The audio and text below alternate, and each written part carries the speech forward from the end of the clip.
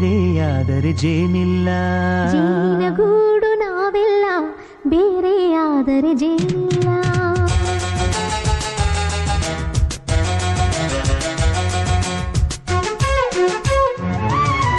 ಜೇನಿನ ಗೂಡು ನಾವೆಲ್ಲ, ಬೇರೆಯಾದರೆ ಜೇನಿಲ್ಲ.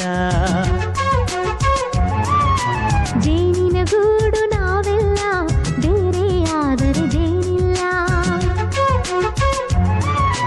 ಮನಗಳು ಸೇರಿದರೆ ತುಂಬಿದ ಮನೆಯಂತೆ.